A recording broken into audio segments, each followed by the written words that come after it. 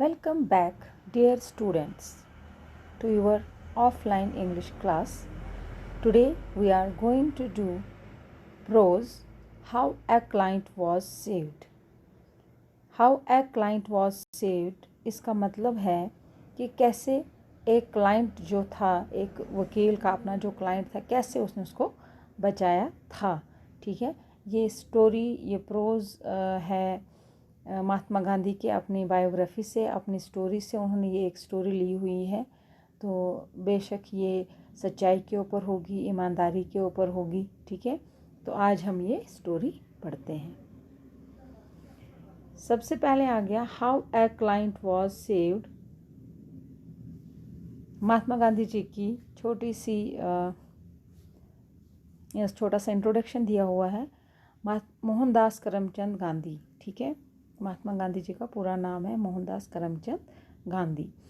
तो ये पैदा हुए थे 1869 में और इनका देहांत कब हुआ था? 1948 में।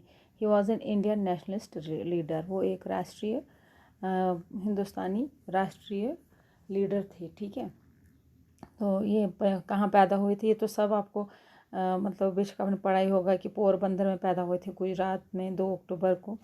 And he was educated in law at university college. Law के बारे में उन्होंने पढ़ा था यूनिवर्सिटी कॉलेज लंदन में।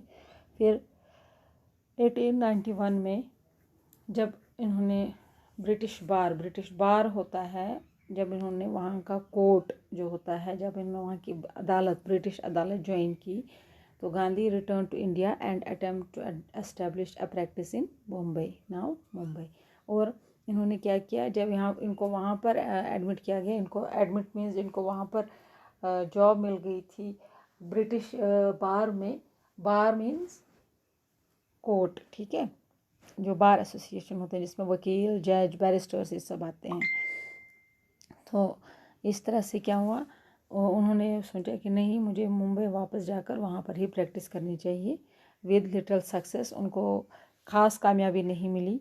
2 years लेटर 2 साल के बाद an Indian firm with interest in South Africa return him as legal adviser in its office in Durban. उन्होंने क्या किया, 2 साल के बाद एक इंडियन फर्म थी, एक हिंदुस्तानी कंपनी थी, उन्होंने साउथ अफ्रीका के साथ कुछ इंटरेस्ट्स थे, उनका कुछ काम था, तो इस वजह से उन्होंने उसको लीगल एडवाइज़र लिया डरबन में। तो जब वो डरबन पहुँचे, Gandhi found himself treated as a member of an inferior race. लेकिन जब वो साउथ अफ्रीका पहुँचे, वहाँ पर उसको इन डरबन में पहुँचे, वहाँ पर उसको ऐसे ट्रीट किया गया कि यह सच, ये जो है ये इन्फीरियर रेस, मतलब ये नीच जाति का है, क्योंकि ये कलर से भी मतलब ब्लैक ब्राउनिश है, तो ये इन्फीरियर रेस का, not a superior race. He was appealed at the wide spread denial of civil liberties and political rights to Indian immigrants to South Africa. और उसको बड़ा वहाँ पर दुख लगा जब उसने देखा कि हिंदुस्तानियों के साथ यहाँ पर भेदभाव हो रहा है, उनको कोई हुकूक नहीं दिए जा रहे हैं, चाहे वो कोई भी क्यों ना हो, बस इंडियन जो भी होगा वहाँ पर उसको वेल ट्रीट नहीं करते थे। In he led the struggle against the British which won India freedom in 1947। और उन्होंने फिर लड़ाई लड़ी ब्रिटिश सरकार के खिलाफ, जो कि 1947 में वो जीत गए और आज़ादी हासिल की। The passage here is from Gandhi's autobiography. और ये जो यहाँ पैसेज दिया गया है, ये गांधी की ऑटोबायोग्राफी के में से लिया गया। बायोग्राफी मीन्स उनके बारे में जो स्टोरी लिखी गई है, उसमें से एक स्टोरी ली गई है। The story of my experiments with truth. मेरे तजुर्बे, सच्चाई के साथ मेरे तजुर्बे, किताब का नाम है the story of my experiments with truth. The इसमें क्या है, हम प्री लेसन पढ़ते हैं। The passage emphasise the importance of honesty in our lives. Honesty is not just the best policy but the best virtue and the most valued principle. बोलते हैं कि इसमें ज़्यादा जोर जो है वो किस पे दिया गया है, सिर्फ ईमानदारी पर, कि हमारी ज़िंदगी में ईमानदारी कितनी ज़रूरी है। और ईमानदारी जो है वो सिर्फ एक पॉलिसी नहीं है, एक तरतीब नहीं है, बट एक बेस्ट वर्च्यू है, एक अच्छी आदत है, बेस्ट वर्च्यू है, और एक मोस्ट वैल्यूड प्रिंसिपल, और एक बहुत ही मोस्ट वैल्यूड प्राइसलेस प्रिंसिपल, उसूल है हमारी ज़िंदगी का, ऑनेस्ट रहना और ऑनेस्टी। ठीक है, तो लेसन का स्टार्ट होता है the reader by now will be quite familiar with Parsi Rustomji's name. तो महात्मा गांधी इसमें बोलते हैं कि रीडर जो है मीन्स हम लोग जब पढ़ेंगे तो हमें खुद पता चल जाएगा कि हु इज़ पारसी रुस्तम जी, वो कौन थे। He was one who became at once my client and co-worker, और perhaps it would be truer to say that he first became co-worker and then client. I won his confidence to such an extent that he sought and followed my advice also in private domestic matters. Rustomji जो थे, पारसी रुस्तम जी, वो महात्मा गांधी के पहले client थे और फिर co-worker. लेकिन उन्होंने कहा कि लेकिन ये गलत भी कहना नहीं होगा कि उन्होंने मेरे साथ काम किया, कोवर्कर थे वो, और बाद में वो मेरे क्लाइंट बने, और मैंने उसका काम, मैं उनके साथ, मैंने उसका विश्वास इस तरह जीता। ये महात्मा जी बोल रहे हैं, गांधी जी बोल रहे हैं कि मैंने उनका विश्वास, रुस्तम पारसी जी का विश्वास इस तरह जीता कि उनको अगर घर में भी कोई, घर की पर्सनल भी कोई, प्राइवेट भी कोई अफेयर होता, कोई बात होती, तो वो मुझसे डिस्कस करते और मुझसे एडवाइस, सलाह मांगते। Even when he was ill he would seek my aid. हालांकि जब वो बीमार भी होते थे वो मेरी ही हेल्प लेते थे। And though there was much difference between our ways of living. इसलिए हमारे रहने सहने का ढंग जो था लगभग सेम ही था, क्योंकि वो हर एक चीज़ मुझसे पूछ कर करते थे। He did not hesitate to accept my quick treatment. और उसको ये भी नहीं था, मैं उसको जो भी ट्रीटमेंट देता, मतलब मेरे को तो खुद पता नहीं था, लेकिन मैं उसको जो भी दवाई देता वो उसको ठीक हो जाती, और वो भी वहाँ से हेजिटेट नहीं, मना नहीं करता था कि ये दवाई ठीक है कि नहीं है। This friend once got into a bad scrape. This friend, जो उसका ये दोस्त था, एक बार वो एक बुरी एक आदत में फंस गया, एक बुरे केस में फंस गया। दो ही kept me informed of most of his affairs, he had studiously kept back one thing, that he was a large importer of goods from Bombay and Calcutta, and not infrequently he resorted to smuggling. लेकिन वो तो मेरा बहुत अच्छा दोस्त था, हर एक अच्छाई बुराई, हर एक अच्छी चीज़ बुरी चीज़ मुझे वो बोलता था, लेकिन एक चीज़ उसकी थी, वो मुझे हर एक चीज़ बोलता था, लेकिन एक चीज़ उसमें थी जो वो मुझे नहीं उसने मुझसे छुपाई थी। अचानक ही स्टूडियसली छुप गई थी उससे कि मतलब या तो उसको शर्म आ रही थी मुझे बोलने में, या तो वो हिचकिचा रहा था, तो इस वजह से वो बात इसको बोलनी रह गई कि वो एक अच्छा इम्पोर्टर है। He was a large importer, वो बहुत ही बड़ा इम्पोर्टर है। किसका? वो इम्पोर्ट करता था सामान बम्बई से और कैलकाटा से, मतलब ये डरबन में था और वो वहाँ से सामान इम्पोर्ट करता था। And not frequently he resorted to smuggling, और इस तरह से हम बोलेंगे कि नॉट इनफ्रीक्वेंटली, इस तरह से कि वो मतलब एक सॉर्ट ऑफ स्मगलिंग ही करता था, जिसकी कोई मतलब रिकॉर्ड ना हो सामान का, कितना सामान आया गया, तो वो as a sort of smuggling ही होता है। But he as he was on the best terms with the custom officials, no one was incline to suspect him. लेकिन ये कहा जाता है कि उसके जो कस्टम ऑफिशियल था, जो वहाँ का कस्टम ऑफिसर था, उसके साथ अच्छे रिलेशन थे, तो इस वजह से कोई उसकी तरफ उंगली नहीं उठाता था, कोई किसी को शक भी नहीं होता था उसकी तरफ। In charging duty they use to take his invoices on trust, और इन चार्जिंग ड्यूटी जो थी वो इनवॉइसेस लेता था भरोसे के इस पे, बलबूते पे। some might even have connived at the smuggling, और सम माइट हैव, किसी ने स्मगलिंग पे बोला होगा कि ऐसा नहीं करना चाहिए, या आप स्मगलिंग क्यों कर रहे हैं, लेकिन ऐसा किसी ने नहीं बोला और वो अपना काम आराम से करता रहा। But to use the telling simile of the Gujarati poet, लेकिन वो एक चीज़ रखता था कि एक गुजराती पोइट जो था, Akho theft like quicksilver won't be suppressed and Parsi Rustam ji prove no exception. बोलते हैं कि गुजराती में एक कहावत है कि थेफ्ट लाइक क्विक सिल्वर, चोरी इस तरह से करनी होती है कि किसी को पता भी न चले। तो पारसी जो है वो इस एक्सेप्शन, जो ये कहावत है, उसके लिए पूरी सही पड़ रही थी। The good friend ran post haste to me the tears rolling down his cheeks as he said. तो चाहे चोरी कितनी भी कर लो, चोरी तो छुपती नहीं है और ना ही चोरी मतलब छुपाई जाती है। एक ना एक दिन वो सामने आ ही जाती है। तो एक जो मेरा ये अच्छा दोस्त था रुस्तम जी, एक बार वो फिर से मेरे सामने आया, बड़ा ही हिचकिचाया हुआ मेरे सामने बैठा और उसकी आंखों से आंसू बह रहे थे और उसने मुझे बोला, by I have deceived you, कि मैंने आपको धोखा दिया है, बाई मैंने आपको धोखा दिया है। My guilt has been discovered today, और मेरी जो गलती है वो आज पकड़ी गई है, वो आज ढूंढ ली गई है। I have smuggled and I am doomed, बोलते हैं कि मैं जो क्या करता था, मैं स्मगलिंग करता था और मैं अब तबाह हो गया, एंड आई एम डूम्ड हो गया, तबाह हो जाना, अब मैं बर्बाद हो जाऊंगा। I must go to jail and be ruined, मुझे जेल ले जाया जाएगा और मैं तबाह हो जाऊंगा, मेरा सब कुछ आज तक जो भी मैंने कमाया वो सब ख़त्म हो जाएगा। You alone may be able to save me from his this predicament, बोलते हैं कि आप सिर्फ अकेले ही ऐसे हो जो मुझे इस मुसीबत से बचा सकते हैं, मिस अनप्लीजेंट सिचुएशन से मुझे बचा सकते हो। I have kept back nothing else from you, मैंने आपसे कोई भी चीज़ नहीं छुपाई है।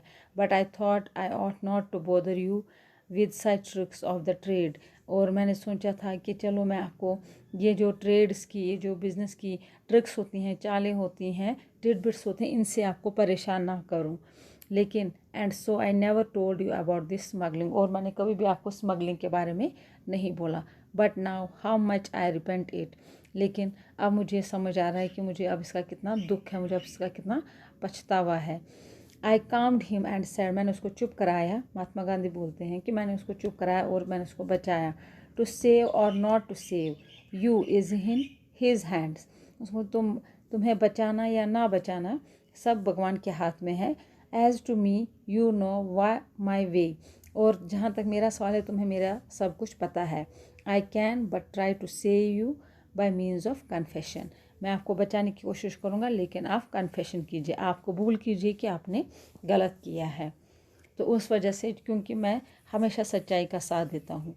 The good Parsi felt deeply mortified, और जो ये पारसी था बेचारा, बहुत ही अच्छा, तो इसके जैसे ज़ख्मों पे जैसे नमक लग गया हो, इसको मतलब अजीब सी इसकी ह्यूमिलेशन होने लगी। But is not my confession before you enough, वो उसको बोलता है क्या मेरा कन्फेशन, मैंने जो माना कि मैं गुनहगार हूँ, आपके सामने, तुम्हारे सामने ये काफ़ी नहीं है? मैं तो तुम्हारे सामने मान रहा हूँ कि मैंने गलती की है। He said you have wrong note me but the government, how will the confession made before me avail you, I replied gently, उसको बोलते हैं कि आपने गलत किसके साथ किया है, मेरे साथ नहीं, आपने सरकार के साथ गलत किया है, तो इसलिए तुम्हारा कन्फेशन, तुम्हारी जो ये मानना है, तुम्हारा जो ये झुकना है, वो मेरे सामने इसका avail, it does not before me avail you, इससे आपको कोई फ़ायदा नहीं है। आई रिप्लाइड जेंटली, मैंने उसे बड़े प्यार से समझाया। क्यों नुकसान गवर्नमेंट का हुआ, उसका नहीं हुआ था, तो उसके सामने कन्फेस करने से कोई फ़ायदा नहीं है। So good Parsi, of course I will do just as you advise, but you will not consult my old counsel mister this, he is a friend too, said Parsi Rustam ji. तो इसको बोलता है हाँ ऑफ कोर्स, जैसा तुम मुझे बोलोगे मैं वैसे ही करूँगा, उसी मशवरे पे चलूँगा। But will you not consult with my old council, उसको बोलता है क्या तुम मेरे पुराने वकील से नहीं मिलोगे, और उसका नाम बता देता है मिस्टर ऐसे। तो क्योंकि वो भी मेरा एक दोस्त है, तो उसको मतलब मेरे इलीगल कामों के बारे में पता है, तो पहले आप अगर उससे एडवाइस लोगे तो वो ज़्यादा बेटर रहेगा। तो inquiry revealed that the smuggling had been doing on for a long time, but the actual offense detected involved a trifling sum. तो बोलते हैं कि जब इंक्वायरी रिवील हुई स्मगलिंग के बारे में, तो इससे ये पता लगा कि स्मगलिंग काफ़ी टाइम से हो रही है, और जो एक्चुअल ऑफेंस है वो क्या है कि इसमें बहुत सारी अमाउंट है, बहुत बड़ा अमाउंट है, बहुत बड़ी रकम है जो कि इसमें मतलब दबाई गई है, और वही एक क्राइम है। We went to his counsel, हम लोग उसके काउंसिल के पास गए। He perused the papers and said, उसने क्या बोलते हैं उसको, जब बोलते हैं कि हम लोग वहाँ पर गए, ट्रिफलिंग सम हो गया, अनइम्पॉर्टेंट सम, मतलब जैसे कोई गिनती नहीं थी उसकी। तो हम ये बोलते हैं महात्मा गांधी जी कि मैं और रुस्तम जी उसके काउंसिल के पास गए। He perused the papers, परयूज means उसने पेपर्स को बारीकी से पढ़ा, बड़े अच्छी तरह से पढ़ा। The case will be tried bye a jury, तो उसने वहाँ से बोला कि जूरी जो है मीन्स जज इसको पढ़ेंगे। And Natal jury will be the last to acquit an Indian, बोलते हैं कि और जो नेटल जूरी होगी वही इसको कोई डिसीजन देगी इसके ऊपर, लीगल डिसीजन कि इसने गलत किया है कि नहीं। ठीक है, तो इस तरह से पर use the paper and said, उसने कागज़ पढ़े और उसने बोला कि ये जूरी पढ़ेगी, जो भी जज के ग्रुप होता है वो पढ़ेंगे, और जो नेटल जूरी होगी, नेटल हो गया जो उस पर हाँ या ना का जवाब देगी, will be the last to acquit an Indian, और वही इसके ऊपर फैसला करेगी कि ये इसने गलत किया है, इसने ऑफेंस किया है कि नहीं, तो वो इस पे वही जवाब देगी। But I will not give up hope, लेकिन मुझे पूरी उम्मीद है, मैं ऐसे नहीं छोड़ूंगा, मैं इसको बचा कर ही रहूँगा अपने क्लाइंट को। तो ये कौन बोलता है? वो जो दूसरा काउंसिल होता है रुस्तम जी का, वकील होता है। I did not know this council intimately, तो महात्मा गांधी बोलते हैं कि मैं इस जो उनका काउंसिल था मैं उसको बड़ी करीबी से नहीं जानता था। ठीक है, इंटीमेटली होता है क्लोज से, एंड फेमिलियर में उससे कोई फेमिलियर नहीं था, ना उसको जानता था। पारसी रुस्तम जी इंटरसेप्टेड, पारसी रुस्तम जी तो जो हैं वो बीच में खड़े हो जाते हैं और बोलते हैं I thank you but I should like to be guided by mister Gandhi's advice in this case. उसको बोलता है कि मैं आपका शुक्रमंद हूँ, शुक्रगुजार हूँ, लेकिन मुझे लगता है कि आप थोड़ी सी हमें मिस्टर गांधी की सलाह की भी थोड़ी ज़रूरत है, उससे हमें गाइड हो जाएगा इस केस में। ही नोज़ मी इंटीमेटली, वो मुझे काफ़ी अच्छी तरह से जानते हैं और काफ़ी क्लोजली जानते हैं। Of course you will advise him when ever necessary, और बेशक आप उसको एडवाइस करेंगे जब भी उनको ज़रूरत पड़ेगी इस केस में। Having thus shelved the counsel's questions, we went to Parsi Rustam ji shop, बोलते हैं कि हमने क्या किया, हमने रुस्तम जी जो उसके क्वेश्चंस थे उनको साइड पे रखा, इग्नोर किया। ठीक है, तो क्या इसको बोलते हैं, हमने पारसी जी के भी जो भी सवाल जवाब थे उसको पोस्टपोन कर दिया। फिर हम कहाँ चले? पारसी के दुकान पर, उस रुस्तम जी की दुकान पर। And now explaining my view I said to him, और उसके बाद मैंने अपना जो ख्याल है उसको एक्सप्लेन किया और उसको मैंने बोला I don't think this case should be taken to court at all. उसको बोलता है कि मुझे लगता है कि ये केस जो है ये कोर्ट तक पहुंचना ही नहीं चाहिए, अदालत तक पहुंचना नहीं चाहिए। It rests with the custom officer to prosecute you और टू लेट यू गो। उसको बोलते हैं ये कस्टम ऑफिसर तक ही ये केस रहना चाहिए, वही तुम्हें सज़ा देंगे या तुम्हें छोड़ देंगे। ठीक है, तो ये सब उसी तक है। And he turn will have to be guided by the attorney general, और उसको कौन बाद में जो उसका हेड है कस्टम ऑफिसर का, अटॉर्नी जनरल, वो फिर उसको सलाह मशवरा देगा कि उसको क्या करना चाहिए। I am prepare to meet both, मैंने उसको बोला मैं दोनों से मिलने के लिए तैयार हूँ। I propose that you should offer to pay the penalty they fix. उसको बोलता मैं तुम्हें एक मशवरा देता हूँ कि उन्होंने जो जुर्माना रखा है तुम्हें वो फिक्स जो रखा होगा वो तुम्हें पे करना होगा। And the odds are that they will be agreeable, और तो चांस ठीक है अगर उन्होंने हमारे फेवर में होगा, या अगर कुछ ऐसा होगा जो ऑड्स हो गया कि अगर उन्होंने हालात हमारे फेवर में होंगे तो वो आराम से मान जाएंगे। But if they are not, अगर वो नहीं माने, you must be prepare to go to jail, तो फिर तुम्हें जेल जाने के लिए तैयार होना चाहिए। I am of opinion that the shame lies not so much in going to jail as in committing the offence. वो उसको बोलता है कि मुझे जैसा मैं सोचता हूँ कि मेरा जो ओपिनियन है, मेरे ख्याल से, कि इसमें तो कोई शर्म नहीं है, जेल जाने में तो कोई शर्म नहीं है। शर्म तब होनी चाहिए जब आपने वो जुर्म किया था, जब आपको उस वक्त जब आपने ये जुर्म किया था, ऑफेंस किया था, गलती की थी, तब जब आपको शर्म नहीं आई तो अब जेल जाने में क्या शर्म है। The deed of shame has already been done, आपने तो बेशर्मी वाला काम कर दिया है। Imprisonment you should regard as a penalty, और आपको जेल जाना उसकी एक सज़ा है, उसका जुर्माना देना पड़ेगा। ठीक है। तो इसका मतलब वो उसको क्या बोलते हैं कि sin willing punishment of sin willingly accepted, ठीक है। ये होता है पेनेंस। पेनेंस होता है पछतावा करना, और असली पछतावा तुम्हारा उसी से होगा जब तुम जेल जाओगे और अपनी गलती का सुधार करोगे, ठीक है। And resolving never to smuggle again, और वहाँ पर ये बोलोगे कि दोबारा मैं स्मगलिंग कभी नहीं करूँगा। I can not say that Parsi Rustam ji took all this quite well. मुझे नहीं लगता, मैं नहीं बोल सकता कि क्या पारसी रुस्तम को ये सब ठीक लगा कि नहीं। He was a brave man, वो काफ़ी बहादुर आदमी था। But his courage failed him for the moment, लेकिन उसकी जो हिम्मत थी वो कुछ टाइम के लिए वो ख़त्म हो गई थी। His name and fame were at stake, क्योंकि उसका जो नाम और शोहरत थी वो सब दाव पे लगे हुए थे।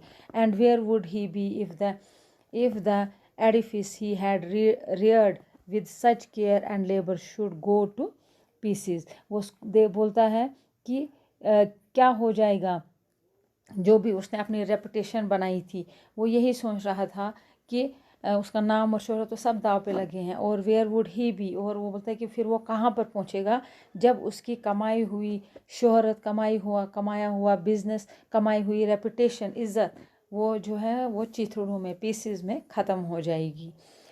Well I have told you, he said, उसने मुझे बोला कि मैंने तुम्हें बताया था, that I am entirely in your hands, कि मैं पूरी तरह से तुम्हारे हाथों में हूँ।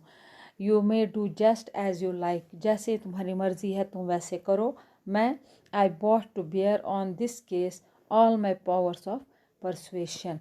उसको बोलता है कि मैं बहुत ही कोशिश करूँगा ताकि मैं मतलब दूसरे किसी को इसके बारे में कन्विंस कर सकूं, ठीक है। पावर्स ऑफ परसुएशन, अगर कोई दूसरा इसके बारे में मान जाएगा, कस्टम ऑफिसर, अटॉर्नी जनरल, तो मैं भी अपनी तरफ से पूरी कोशिश करूँगा। I met the custom officer and fearlessly apprised him of the whole affair.